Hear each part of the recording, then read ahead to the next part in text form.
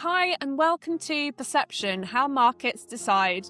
I'm Sarah Kemp, and I'll be your host as we explore how authority really shapes market behaviour. In this series, we'll unpack how reputation, risk, AI, influence, and commercial perception interact to decide who wins in the modern market. Most B2B companies think their problem is visibility. They assume that if more people saw them, demand would follow. But the market doesn't work like that anymore. I mean, did it ever? Visibility gets you noticed. Credibility gets you chosen. Even the big outbound and data platforms have figured this out the hard way. Cognism talked openly about discovering that their old lead gen model was producing huge volumes of leads, but a tiny fraction of actual revenue, while a much smaller stream of high-intent inbound requests converted at dramatically higher rates. So on the surface, the visibility machine looks successful, but underneath it was commercially inefficient. You've got 2,000 MQLs on the dashboard. SDRs are flat out. Sales pipeline looks busy.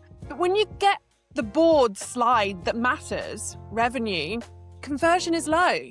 And that's when you realise visibility wasn't the constraint, trust was. And that's the trap. Optimising for being seen instead of being trusted. And confusing these two is one of the most expensive mistakes in B2B marketing. Let's start with what most companies do. They invest in campaigns, they produce content, they push thought leadership, they try to get in front of buyers more often, and when pipeline slows down, the reaction is almost always the same. We need more reach, we need more awareness, we need to be louder.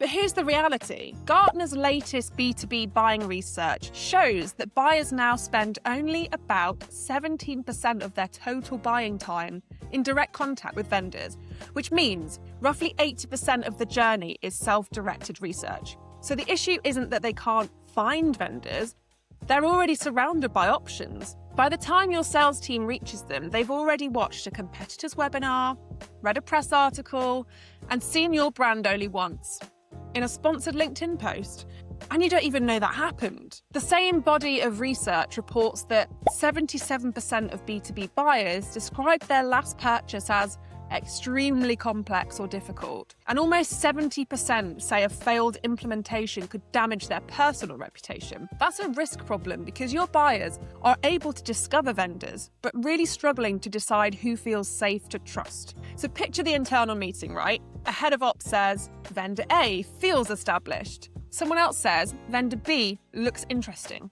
Which one do you think will win? When a buying decision starts forming, buyers don't sit there thinking, who have I seen the most? They're thinking, who feels safest to trust with this decision that's going to reflect on me? And this judgment is based on accumulated signals. And this is where the data gets really interesting.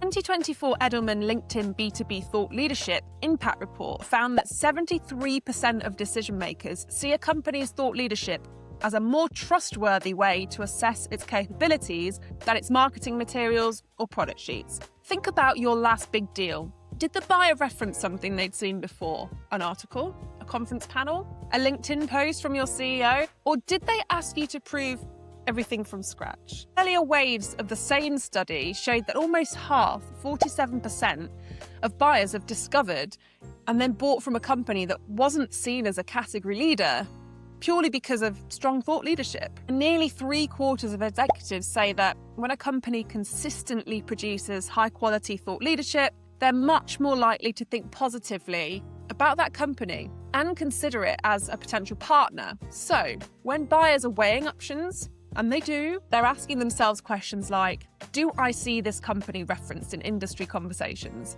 Do I see their insight shaping how people talk about the problem? Do I see their perspective repeated across different industry sources I already trust? If a CFO typed your category into Google or an AI tool at 11 p.m. before a budget meeting, do you appear or does your competitor? So what's the difference between noise and signal? Most marketing creates noise, but very little creates signal.